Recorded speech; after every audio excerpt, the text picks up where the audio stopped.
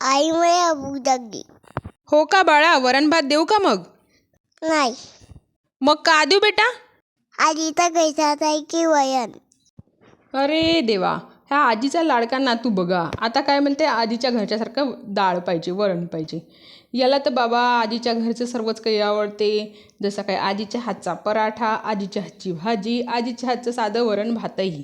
तर मंडळी, असं असते आजी आणि नातवाचं प्रेम, हो की नाही? रामराम मंडळी, आपल्या आई माझी लाडाची या माझ्या यूट्यूब चॅनलवर तुमच्या सर्वांचं स्वागत आहे. आणि हो मंडळी, तुम्ही जर माझ्या चॅनलवर नवीन असाल तर माझ्या चॅनलला लाईक, शेअर आणि सबस्क्राईब करायला विसरू नका. चला तर मंडळी, बनवूया मस्त माझ्या लेकराच्या आजीच्या घरी जसं बनते तशी स्वादिष्ट असं कढवलेलं वरण. हो मंडळी, कढवलेलं वरण. कढवलेलं वरण हे एक अतिशय साधा सोपा पदार्थ आहे आणि आमच्या विदर्भात तो केलाच जातो.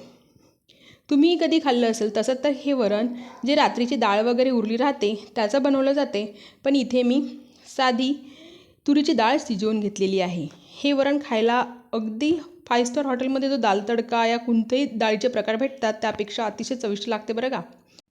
ही डाळ अतिशय कमी साहित्यात बनते आणि झटकीपट बनते आणि हो, खायला तेवढीच चविष्ट आणि चवदार लागते बरं का.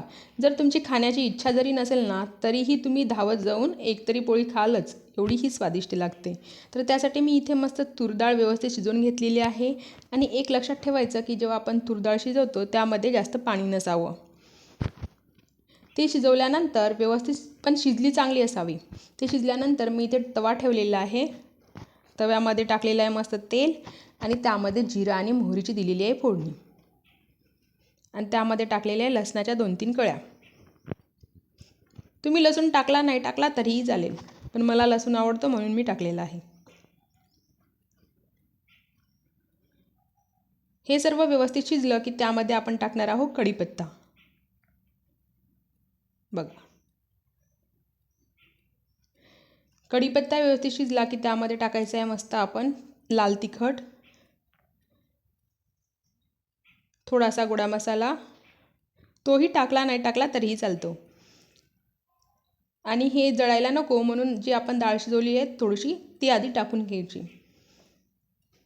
सोबत टाकलेलं आहे आमचूर पावडर,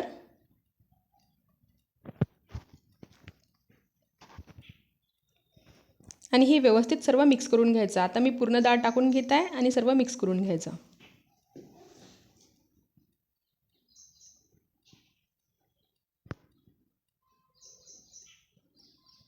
आणि सोबत टाकायचं आहे मीठ. एवढ्या कमी साहित्यातही ही डाळ खायला अतिशय चविष्ट आणि चवदार लागते बरं का. जर तुम्ही पोळीसोबत खातो म्हणाल, भातासोबत खातो म्हणाल किंवा अगदी शिळ्या चपातीसोबतही खातो म्हणाल तरीही खूपच चविष्ट लागते. हे सर्व व्यवस्थित मिक्स करून घ्या. त्यामध्ये मीठ टाकून घ्यायचं. आणि हो, आतापर्यंत जर तुम्ही कधीच अशा प्रकारे डाळ बनवली नसेल तर एकदा अशा प्रकारे डाळ नक्की बनवून बघा. आणि रेसिपी कशी झाली तेही मला नक्की कळवा. ही डाळ तुम्ही टिफिनवरही देऊ शकता बरं का. कोणीही अगदी आवडीने खाईल एवढी चविष्ट बनते ही डाळ.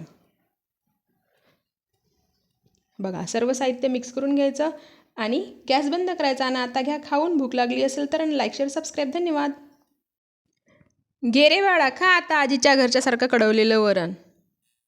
सांग कसं झालं ते. एक नंबर.